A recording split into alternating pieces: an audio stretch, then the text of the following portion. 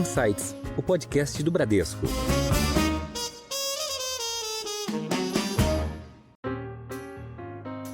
Nós estamos falando aqui que o alumínio de baixo carbono pode acessar novos mercados e trazer novas oportunidades de negócio para a CBA. Nós estamos falando que uma agenda ESG bem estruturada com indicadores pode facilitar a captação de recursos com um custo de capital menor. Sim. Nós estamos falando que um ambiente seguro, psicologicamente seguro, que eu quero dizer, além, obviamente, de fisicamente seguro, pode atrair e reter talentos. Então, nós estamos falando de business. Uhum. Com base neste mindset que nós estruturamos nossa estratégia e nosso tomado de decisão. Olá! E sejam bem-vindos a mais um Insights, o seu podcast semanal com ideias que provocam um novo jeito de pensar. Eu sou a Juliana Maeda e você acabou de ouvir um pouco dos destaques de hoje, mas tem muito mais. A busca pelo alumínio reciclável tem sido motivada, entre inúmeros diferenciais, pela sustentabilidade da cadeia de diferentes negócios de ponta a ponta. E nesse episódio, que é mais um da série Net Zero, a gente vai entender melhor como é que a Companhia Brasileira de Alumínio, a CBA, vem trabalhando essas estratégias dentro do tema descarbonização nos processos, que é uma pauta essencial, não só para o nosso presente, mas também para o nosso futuro. Para a gente falar sobre esse tema, a gente convidou para a nossa conversa de hoje o Leandro Faria, que é o gerente-geral de sustentabilidade da CBA. Leandro, bem-vindo à nossa conversa. Olá, Juliana, muito obrigado, agradeço a você e ao Bradesco pelo convite. E também está conosco o Marcelo Paschini, que é o diretor de sustentabilidade do Bradesco. Marcelo, obrigada por participar do Insights de novo. Prazer é todo meu, Juliana. Um prazer estar aqui com vocês mais uma vez. Obrigada. Leandro, eu queria começar falando, a gente conversou já antes da gente começar aqui a gravação, a CBA é uma das maiores fabricantes de alumínio da América Latina, né? Vocês têm essa dominância e também essa inovação muito presente na companhia. Vocês estão no mercado há mais de 6 décadas e estão presentes aí em 7 estados brasileiros diferentes. Mas eu queria entender um pouquinho o tamanho e a importância da companhia. Como é que tem sido a evolução do mercado de vocês nos últimos anos? Se puder contextualizar um pouco dos grandes números para a gente sempre começa o bate-papo com essa apresentação das empresas. Claro, Juliana. Bom, a CBA, a Companhia Brasileira de Alumínio, é aqui no Brasil a única companhia completamente verticalizada ou integrada produtora de alumínio, uma das poucas do mundo. Uhum. Ser completamente integrada significa dizer que nós mineramos a própria bauxita, transformamos essa bauxita em óxido de alumínio. Depois do óxido de alumínio, nós produzimos o alumínio líquido, transformamos isso em alumínio primário em diversos formatos. Uhum. E também temos a transformação do alumínio em produtos que nós chamamos de produtos transformados, como folhas, perfis, que atendem diversos segmentos. E a CBA também tem dentro da sua integração 23 usinas hidroelétricas e 2 parques eólicos. Então, por isso tudo, nós somos uma empresa produtora de alumínio integrado, aqui no Brasil a única e no mundo uma das poucas. Temos aproximadamente 6.600 empregados ao final de 2022 e somos uma empresa investida do Grupo Votorantim S.A., que possui outros segmentos além da produção de alumínio. Sim. Nós abrimos capital em 2021, em julho de 2021, e desde então a Votorantim S.A. possui é a sócia majoritária, melhor dizendo, com 68% das ações da companhia. Uhum. Muito interessante. Leandro, falando na Votorantim, né, a gente vê a Votorantim num posicionamento muito diferenciado mesmo em termos de ESG. Né? Não só com a CBA, mas com as diversas empresas. E, inclusive, com compromissos de net zero por muitas delas. Né? Como é que na CBA vocês estão vendo esse caminho de descarbonização? Como é que vocês pretendem chegar no net zero? A sustentabilidade é o ponto de partida que orienta nosso planejamento estratégico e a nossa tomada de decisão. Já há décadas, sustentabilidade vem sendo parte da Não é só algo do recente, pilar. né? Exatamente. Ficou na moda. Exatamente, Jô. E acho que o que diferencia a nossa atuação com essa temática é a governança que nós temos implementado dentro da organização. Nós temos instâncias de governanças fundamentais, de assessoramento ao conselho de administração, e é nessa instância que nós pensamos a estratégia de curto, de médio e de longo prazo. É aí que a gente avalia riscos e oportunidades para a agenda ESG. E foi aí que nós desenhamos a nossa estratégia de sustentabilidade, a estratégia 2030, com 10 alavancas, com 15 programas. Essas alavancas se desdobram em 15 programas, né, melhor dizendo, e esses 15 programas em 33 objetivos. Mudança do clima é uma alavanca, tem alguns programas correlatos à mudança do clima e são 5 objetivos. O que eu quero dizer é que a agenda de descarbonização ela é central na nossa estratégia, porém há outros elementos que, juntos com a agenda de mudança climática, compõem esse framework ou esse objetivo maior de ser cada vez mais sustentável, de se tornar uma referência em sustentabilidade. Do ponto de vista de emissões, é essencial dizer que nós temos um resultado muito expressivo quando comparado com o resultado do mundo. Tá? Para a produção de alumínio no mundo, tem um resultado aproximadamente de 12,8 na etapa de produção de alumínio líquido, que é a mais representativa em termos de emissões da produção de alumínio, de 12,8, como eu acabei de falar, de carbono, de toneladas de carbono por tonelada de alumínio líquido produzido. Na CBA, esse resultado é de 3,03. De 12,8 para 3, exato, uma diferença muito grande. Mais de 4 vezes menor. Né? E por que esse resultado ele é tão relevante? Porque, como eu mencionei, sustentabilidade já está há décadas na nossa tomada de decisão. E principalmente porque temos a condição de produzir energia renovável. 100% da nossa energia é de fonte renovável. Sim. Das nossas próprias hidroelétricas, esse resultado é tão expressivo. Ou seja, a emissão de produção de energia ela é neutralizada na CBA, o que se difere do resto do mundo do ponto de vista de matriz energética, especialmente na Europa e na Ásia. A matriz energética é baseada em combustível fóssil ou carvão. E no caso da CBA, nós temos essa vantagem expressiva de produzir, de ter a capacidade de produzir 100% da nossa energia de fonte renovável. Ainda assim, nós nos desafiamos, viu, Marcelo? Com uma meta de reduzir 40% das emissões, mesmo tendo um resultado 4 vezes menor do que a média do mundo. Então, essas iniciativas de reduzir em até 40%, e obviamente vocês já têm uma emissão muito baixa, vocês querem reduzir mais ainda, né, em quase 50%, emitindo quase 1,5%. A gente não sabe como é que vão estar os outros players no mundo, mas até 2030 a meta de vocês em reduzir em 40% essa emissão de 3 para 1,6, alguma coisa assim. Então, quais são essas iniciativas que vocês têm tomado? Quais são os projetos que vocês estão em andamento? São alguns, Juliana. Acho que vale dizer também que dos 40% previstos com ano base em 2019, nós já reduzimos 26%. Então a trajetória está indo bem. Eu diria que está desafiador, mas estamos conseguindo atingir bons resultados. E quais são as principais iniciativas? São iniciativas voltadas à diversificação da nossa matriz energética. Eu mencionei que nós temos capacidade de produzir 100% de energia de fonte renovável. Energia elétrica. Porém, a matriz energética não é composta só por energia elétrica. Então, nós temos outros combustíveis. A matriz energética da CBA como um todo, incluindo a eletricidade, é de 82% renovável, o que também é um número expressivo. Sim. 18% ainda não são renováveis, mas que tem um grande trabalho sendo feito para reduzir a intensidade do consumo e também para diversificar a matriz ainda mais. Como substituição de combustível fóssil por combustível renovável, fizemos essa substituição como parte da redução desses 40%, por exemplo, na nossa etapa de refinaria.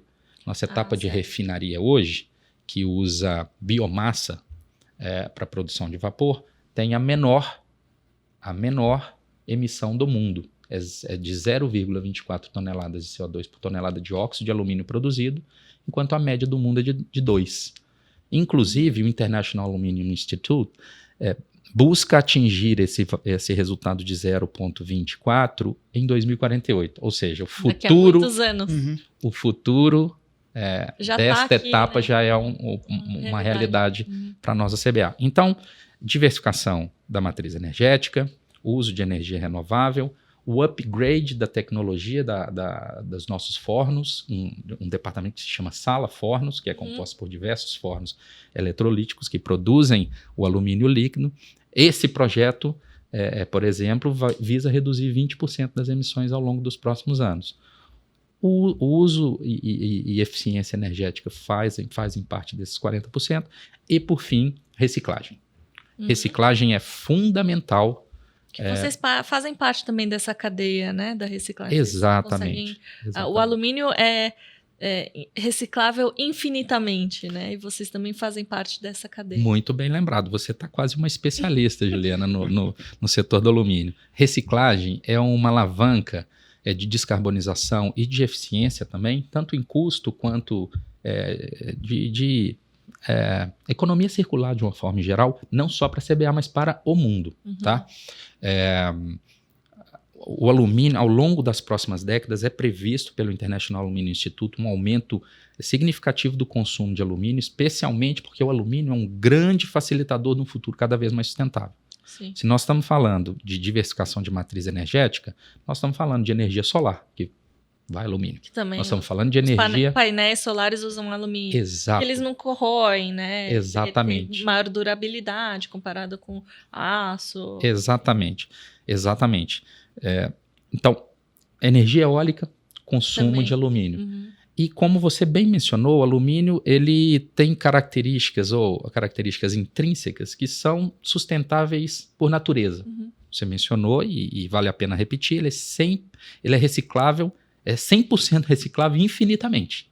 Você pode reciclar e reciclar o alumínio sem que ele perca as propriedades que como você também citou, não é corrosivo, né, é flexível, é durável. Sim. Então, o uso do alumínio, especialmente o alumínio de baixo carbono, é um grande facilitador, né, da transição energética aqui no Brasil, que já tem uma matriz energética, inclusive, muito boa, como no mundo. A gente tem visto, por exemplo, o setor automotivo crescendo rapidamente a produção de carros elétricos.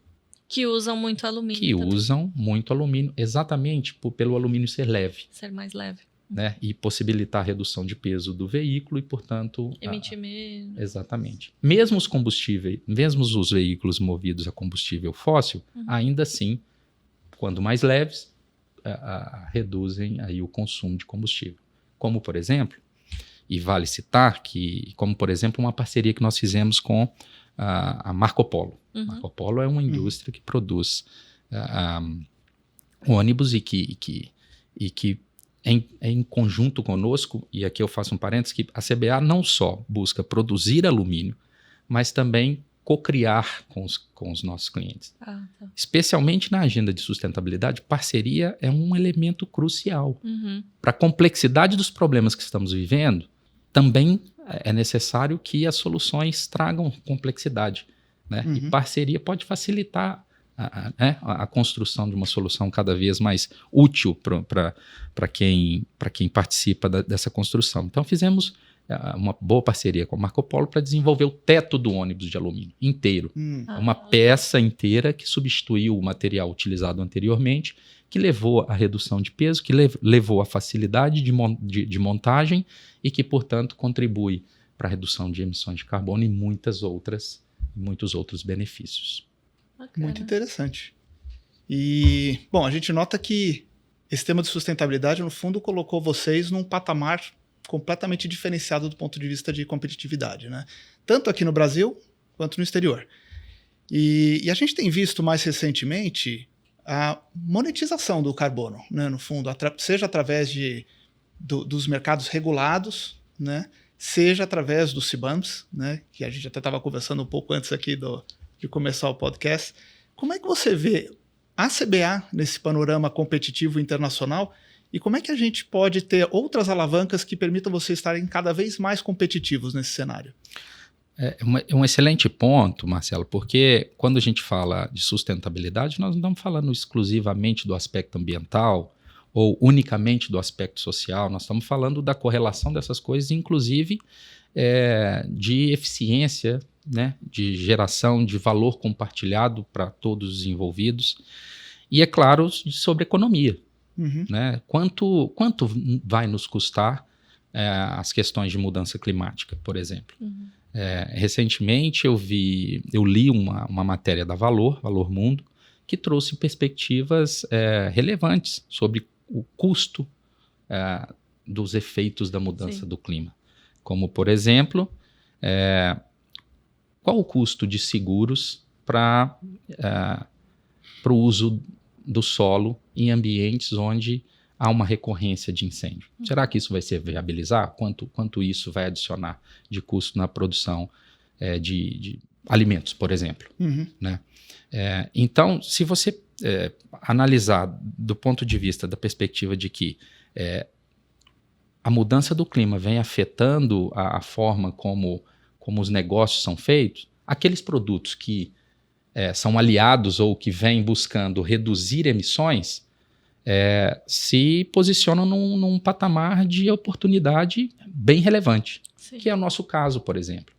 Quando nós oferecemos um alumínio para os nossos clientes que tem, no mínimo, 4 vezes menor do que a intensidade de emissões do alumínio de forma global, ou da média da produção do alumínio global, nós estamos oferecendo para os nossos parceiros descarbonização do próprio produto que eles têm. Uhum. E é claro que nesse cenário a gente busca uma parceria que seja uma parceria construtiva, né? Para o nosso cliente, para nós e para quem consome o produto. Porque no fim do dia a gente tem visto companhias como a CBA e muitas outras companhias se engajando no assunto, e também temos visto que o consumidor final está mais atento a essas questões. Sim. Porque na prática nós estamos falando de efeitos que não afetam só as companhias, governos, mas afetam todos nós. Sim. Uhum. Então, portanto, há sim uma possibilidade de ganho monetário, seja na relação contratual entre duas companhias, seja no enfrentamento de taxas, como você colocou, que é a taxa do CBAM. O CBAM já foi definido, está sendo implementado, começa agora, em outubro desse ano, a fase experimental, e em 2026 a fase regular, onde alumínio de maior intensidade do que o desempenho europeu vai precisar, então, adicionar uma taxa para compensar o excedente de emissões que tem entrado na União Europeia. E a gente vê outros países se movimentando no mesmo sentido. Né? É claro que o que é uma realidade hoje é o CBAM, mas provavelmente isso deve também se estender para outros países, como Japão, Estados Unidos, entre outros. Estão preocupados e aí eles começam a taxar, então só para sumarizar, então eles começam a taxar o alumínio que tem essa emissão de carbono mais alta, né? Dando preferência para o alumínio que é baixo carbono, e aí por isso que a CBA está já à frente. Exatamente, a preferência do alumínio de baixo carbono, até para que haja essa sobretaxação como um estímulo de descarbonização daquele material que seja intensivo em carbono. Então, é claro que companhias como nós, que estamos bem posicionados do ponto de vista de emissão, estamos enxergando como uma oportunidade de acessar novos mercados. A gente tem visto, inclusive, isso se tornar uma realidade, novos players buscando parcerias com produtos de baixo carbono, como é o caso do nosso alumínio. Acho que isso é bem relevante. Inclusive, por isso, nós lançamos o nosso selo de alumínio de baixo carbono, que se chama Alenium, ou seja, o alumínio do Millennium, que é um alumínio que tem até 4 toneladas de CO2 por tonelada de alumínio líquido produzido é um número convencionado globalmente, que abaixo de 4 é um alumínio verde, digamos assim, e que pode, então, contribuir para a cadeia na descarbonização dos produtos que são fabricados a partir daquele alumínio. Então, esse selo tem sido procurado pelos nossos clientes e tem sido usado como uma forma de mostrar ao cliente do nosso cliente com a origem do alumínio sustentável. Muito legal. E nesse sentido também a sucata acaba tendo um papel importante, né? Até pelo índice de reciclagem que a gente tem da sucata de alumínio aqui no Brasil, em especial, né? E internacionalmente também. Como é que a sucata entra nos planos da CBA? Sucata, Marcelo, é parte central da nossa estratégia, não só do ponto de vista de descarbonização, mas de aumento de produção. Tá? Nós temos 2 unidades de reciclagem de alumínio. Uma que se chama Metalex, todas 2 no interior paulista. Uma que se chama Metalex, outra que se chama Alux. Na Metalex, recentemente, nós ampliamos a capacidade de produção de 75 mil toneladas para 90 mil toneladas. Nessa unidade, o percentual de sucata, ou o conteúdo reciclado, que é o que a gente chama, atualmente está em torno de 60% a 65%, que já é muito alto. Então, 65% vem de alumínio da cadeia de coleta ou de clientes que trazem o próprio alumínio e a gente faz a refusão. Na Alux, que tem capacidade de 46 mil toneladas, o percentual de reciclagem é de 91%. Inclusive, na Metalex, estamos finalizando esse ano um projeto que vai ser capaz de aumentar a nossa capacidade de conteúdo reciclado de 65, que eu acabei de mencionar, para 80. Então, nós vamos ter uma unidade que tem capacidade de reciclar 90 mil toneladas com até 80% de conteúdo reciclado e uma outra que recicla 46 mil toneladas com 91% de conteúdo reciclado. É muito importante dizer que essa é uma rota fundamental, tanto para custo, quanto aumento de produtividade, quanto impacto, porque a produção de alumínio reciclado consome 5% da energia em comparação com a mesma produção, considerando todas as etapas produtivas. Por que isso é possível? Porque você elimina 2 etapas que são carbono intensivas. Você elimina a etapa de produção do óxido de alumínio. Na verdade, você elimina a etapa de mineração, produção de óxido de alumínio e alumínio líquido. Elimina essas 3 etapas. Essas 3 etapas juntas representam 90% das emissões. Você entra, então, com a sucata direto no forno, faz ali a fusão e forma novo produto de alumínio. É fundamental a atuação em reciclagem, não só para nós da CBA, como para o mundo inteiro. Sim, com certeza. E a gente falou bastante sobre ecossistema, a atuação para descarbonizar, né, para ajudar o meio ambiente, mas eu queria também que você falasse um pouco para a gente na atuação de vocês da parte de comunidades. E eu sei também que a CBA, pelo que eu li, estudei, vocês estão também à frente na pauta de diversidade, né? Com lideranças femininas. Então, se você puder dar um pouco para a gente, nas outras letras, o S e o G, de um pouco de projetos e atuação de vocês. Ótimo, claro. Como eu mencionei, a nossa estratégia ESG 2030 tem 10 alavancas, 15 programas e 33 objetivos. Nós falamos até agora de reciclagem e de emissão que compõem parte desses objetivos, né? Uma outra parte super relevante que você está trazendo é o eixo social e que também conversa ali com o eixo de governança. Tá? A nossa atuação social, Ju, ela é pautada em alguns pilares de desenvolvimento. A gente acredita muito fortemente que desenvolver as comunidades onde nós estamos presentes é fundamental para o crescimento da própria localidade, muito além do assistencialismo, que nem é muito uma linha de atuação nossa, foi recentemente com a questão da pandemia, mas via de regra não é a nossa linha de atuação. Nós privilegiamos ou temos atuado, melhor dizendo, em algumas linhas de atuação, que são elas. A primeira é desenvolvimento da educação, através de um programa que se chama Parcerias Votorantim pela Educação. Nós buscamos desenvolver os gestores educacionais, gestores eu estou dizendo, Sim. diretores de escola e professores, para que eles possam oferecer cada vez mais uma educação de qualidade. E esse, Sim. para a gente, é um pilar fundamental, não só para a gente, mas para o Brasil inteiro. Claro. Educação é fundamental. O outro pilar de atuação é apoio à gestão pública. E isso é muito amplo. É apoio à gestão pública em quê? Depende. Depende da necessidade local. A ideia, então, é que a gente possa contribuir com as municipalidades ou os gestores das municipalidades, né, executivo, especialmente, a buscar mecanismos de melhor utilização dos seus recursos. Vou dar um exemplo. Com a questão da pandemia, nós desenvolvemos um programa que chama Apoio à Gestão Pública em Saúde. E foi ótimo ter desenvolvido esse programa, porque a gente se deparou com questões estruturantes de gestão da saúde. Muito além do assistencialismo do momento que eu mencionei, nós apoiamos a como fazer melhor a gestão do recurso que tinha.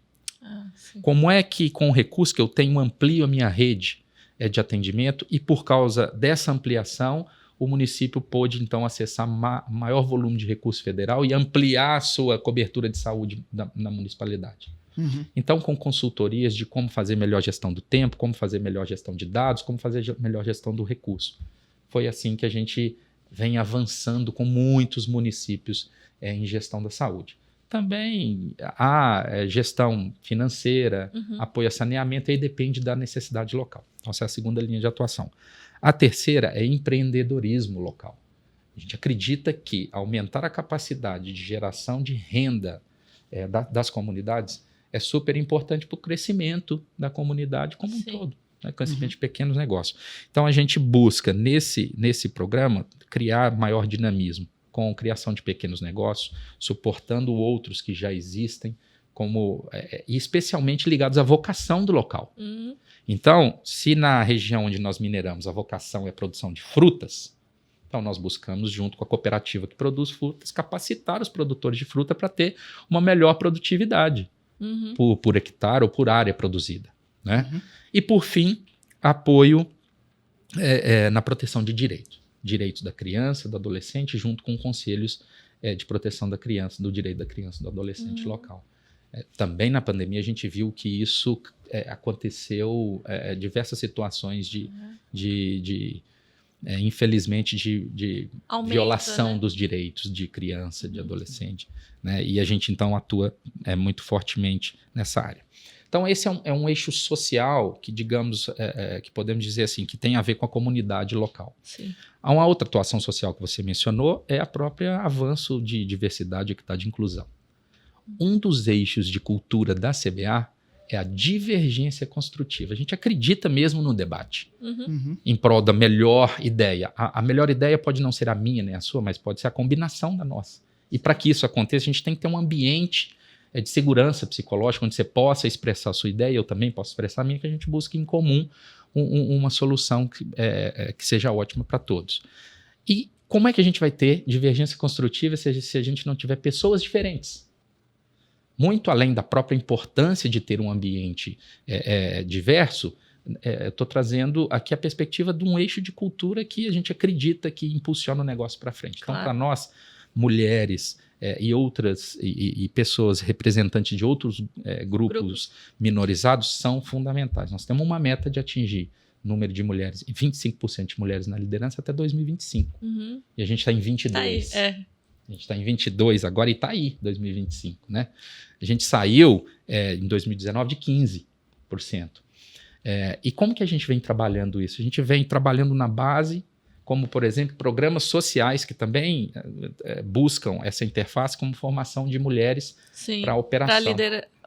Que estimulam, exatamente, que estimulam o crescimento de mulheres na base. Em 2019 era 8% na base. Nós estamos hoje com 17%. Né? Nossa indústria é uma indústria metalúrgica, mineração e metalurgia. Dominada na base por homens, né, naturalmente. Exatamente. E a gente vem com programas e questões estruturantes, como formação de um comitê de diversidade para suportar a diretoria na tomada de decisão, estabelecimento de uma estratégia de diversidade, equidade e inclusão com 5 pilares de atuação, sendo atração, retenção, governança, dentre outros, cadeia de valor, que estruturam como é que a gente vai chegar lá e tornar um ambiente cada vez mais inclusivo, onde existam oportunidades iguais para todos.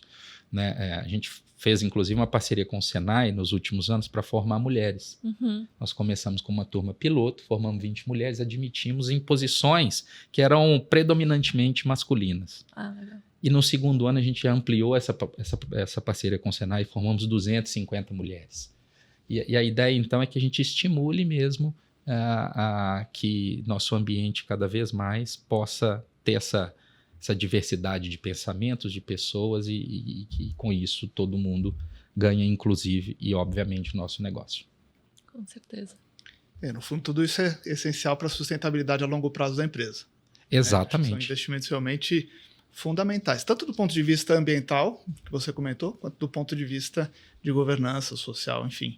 Exatamente, pontos, Marcelo. né? Assim, a gente realmente acredita nos aspectos ESG muito além do ponto de vista unicamente ambiental. Nós estamos falando aqui que o alumínio de baixo carbono pode acessar novos mercados e trazer novas oportunidades de negócio para a CBA. Nós estamos falando que uma agenda ESG bem estruturada, com indicadores, pode facilitar a captação de recursos com um custo de capital menor. Sim. Nós estamos falando que um ambiente seguro, psicologicamente seguro, que eu quero dizer, além, obviamente, de fisicamente seguro, pode atrair e reter talentos. Então, nós estamos falando de business. Em cima, com base neste mindset que nós estruturamos nossa estratégia e nosso tomado de decisão. E falando um pouquinho sobre o alumínio em si, a gente muda um pouquinho, talvez, a pauta. Falando sobre o metal, você já comentou que ele tem diversos usos e os veículos elétricos têm sido um dos usos que está despontando aí. A gente vê que cada vez mais os veículos elétricos estão no nosso dia a dia e a tendência é só aumentar. Mas tem algum outro setor? Eu sei que também tem uso na construção civil, é óbvio que a gente conhece todo mundo a latinha de refrigerante, etc. Quais são os setores que estão demandando mais e você vê como um grande consumidor? Eu acredito que não tem espaço para que a gente pense diferente, seja qual setor que for, e não produzir de uma maneira sustentável. Sim. Mais. Mas é claro que a gente vê alguns setores com engajamento ou com uma velocidade, talvez, de adaptação maior, como você bem citou. O setor automotivo é um deles. Eu dei o exemplo aqui do teto do ônibus, por uma questão de economia de combustível, por várias questões de impactos ambientais, redução de emissões, etc. Então, o setor automotivo tem investido bem nessa descarbonização, na redução de peso e na eletrificação da frota. A gente tem visto também que o setor de energia tem buscado a diversificação da matriz energética, e o alumínio ele é fundamental nesse processo. A gente já falou dos painéis solares. Nós falamos há pouco dos painéis solares. O setor de produção de embalagens para alimentos também tem feito um processo de transição interessante do ponto de vista de pensar em como é que a embalagem pode ter maior circularidade ou capacidade de reciclabilidade. Sim. Como é o caso da lata, e inclusive vale a pena mencionar a embalagem, por exemplo, essa embalagem multicamadas, ou a embalagem Tetra Pak, que é composta por papelão, polímero e alumínio. Até recentemente tinha uma certa dificuldade de criar um processo que pudesse reciclar de forma viável esta embalagem. E a CBA desenvolveu recentemente uma tecnologia que se chama REAL, Recyclable Aluminum, que pode e que consegue separar o alumínio do polímero. O alumínio volta para a rota de produção de alumínio, e o polímero sai com uma qualidade altíssima que pode também fechar o ciclo de circularidade. Este projeto foi patenteado por nós e a planta está em fase de montagem, aqui no Brasil. Você perguntou no início da nossa conversa sobre inovação, esse é um case importantíssimo. Inclusive, inovação Certeza.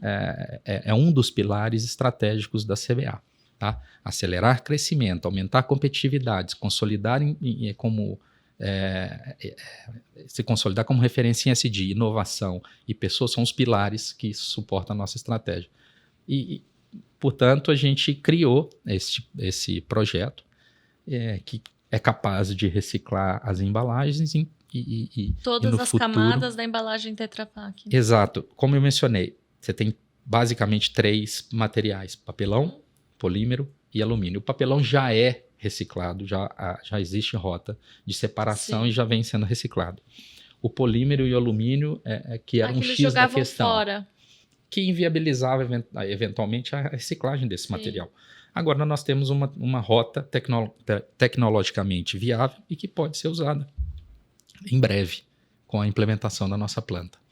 Legal, interessante. Eu acho que com essa questão de inovação você já respondeu parte da pergunta que eu queria te fazer. O Brasil já tem uma posição muito diferenciada do ponto de vista de produção de alumínio, né? Eu queria saber como é que você vê pra gente, como é que você acha que a gente pode se diferenciar ainda mais, né? O que a gente pode fazer para ser ainda mais competitivo e estar liderando essa indústria internacionalmente mesmo? Marcelo, essa é a pergunta do milhão. Eu diria que tem muitas ações, mas potencialmente eu acredito que se articularmos junto, né, com o poder público, desoneração de algumas nós falamos há pouco sobre mercado de carbono, certo? Ou custos adicionais do mercado de carbono. E está se desenhando um mercado de carbono regulado aqui no Brasil para os próximos meses ou do próximo ano, talvez.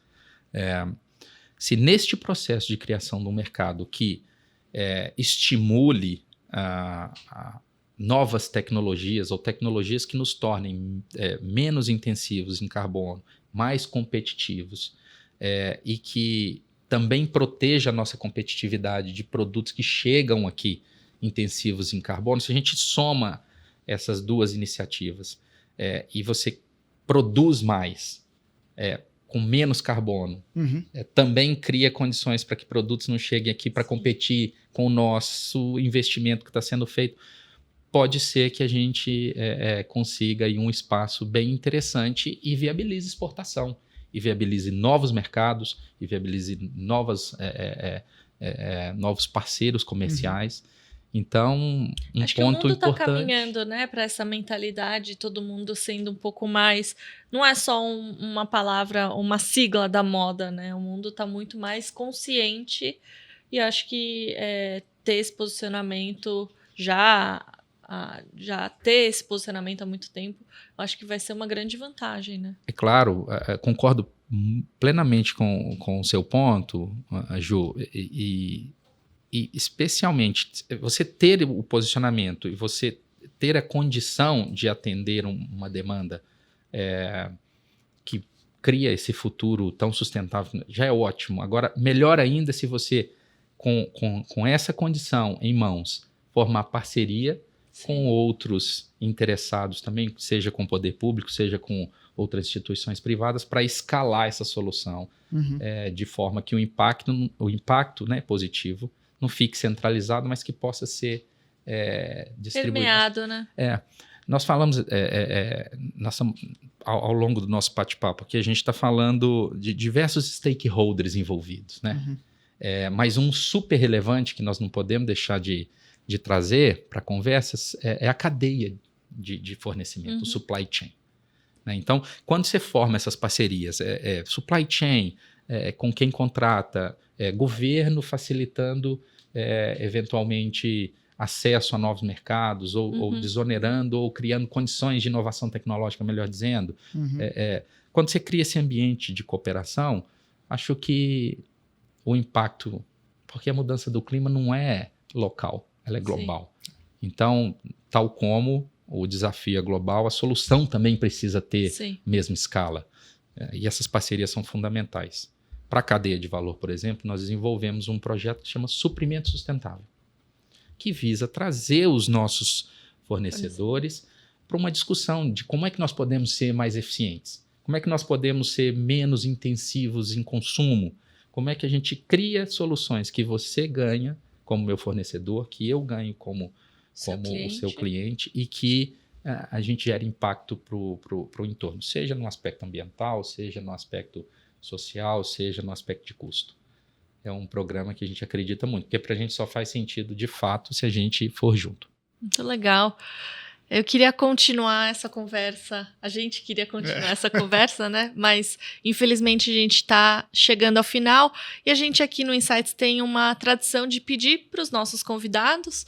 Então, eu queria pedir para você uma dica cultural, um livro, uma série, um filme, uma exposição, que tem te inspirado ultimamente. Olha, a gente tem se deparado com muitas fontes de informação, especialmente ESG ou sustentabilidade, mas eu gostaria de deixar 2 dicas, se você me permite. Claro. O livro Net Positive, do Andrew Winston e Paul Pullman, eu acho que é um livro que amplia a perspectiva de não só buscar reduzir o impacto, mas transformar aquele impacto num impacto positivo. E é possível fazer isso em muitas iniciativas, né? E acho que quando a gente pratica, cada vez mais vai sendo possível você ampliar isso para iniciativas que às vezes você não enxergava uma oportunidade. E uma outra dica de uma grande amiga e precursora dessa agenda de sustentabilidade aqui no Brasil é o livro Vivi para Ver, da Sônia Consiglio, que é uma expoente no tema e que lançou esse livro com as suas histórias ao longo de muitos anos de atuação já nessa agenda. Inclusive, a Sônia, ela é membro do nosso comitê de sustentabilidade, é membro independente do nosso comitê de sustentabilidade e é pioneira nos Objetivos de Desenvolvimento Sustentável pela ONU, reconhecida como pioneira aqui no Brasil. Então, para os nossos ouvintes, gostaria de deixar essas 2 dicas. Muito bacana. Marcelo, qual que é a sua dica para a gente hoje? Olha, a gente está bem sincronizado, viu, Leandro? Era mesmo? Porque, inclusive, eu tive com o Paul Pullman recentemente, né, num evento que ele teve aqui no Brasil, e a gente discutiu um pouco sobre esses conceitos que ele colocou dentro do livro, ele que foi CEO da Unilever, né? E realmente ele traz um posicionamento bastante diferenciado para toda essa indústria. Eu acho que esses pensamentos que ele traz, essas discussões que ele busca não só conduzir dentro do livro, mas implementar também dentro da gestão das empresas, fazem muita diferença. E acho que vale a pena realmente, como dica de leitura, olhar este livro, outros livros que ele tem lançado mais recentemente também, e que podem trazer um diferencial bastante importante para, enfim, para todo mundo. E não foi combinado, Não né? foi combinado. Estamos bem sintonizados, Marcelo, isso é bom. Bom, esse foi mais um episódio do Insights, o podcast do Bradesco, e eu tive o prazer de conversar com o Leandro Faria, que é o gerente-geral de sustentabilidade da CBA. Leandro, obrigada pelo papo, foi ótimo, eu adorei estudar sobre a CBA e ouvir também mais sobre a CBA. Ju, eu agradeço muito a participação e estou aqui à disposição. Muito bom, obrigada. Eu também quero agradecer ao Marcelo Paschini, que é o diretor de sustentabilidade do Bradesco, por participar mais uma vez do Insights, é um veterano de Insights. Marcelo, obrigada. Imagina, Ju, prazer estar aqui novamente, né? E obrigado, Leandro, por todos os insights e todas as considerações aqui. Realmente, para a gente é uma satisfação estar falando com vocês e ver todo esse avanço de agenda que vocês têm tido Com certeza. ao longo do tempo. Né? Com certeza. E você que nos acompanha já sabe, tem Insights novo toda semana nas principais plataformas de áudio, no YouTube e agora também no Instagram, no perfil podcast.insights. Segue a gente e fique por dentro das gravações, dos bastidores e muito mais. Tchau, até a próxima!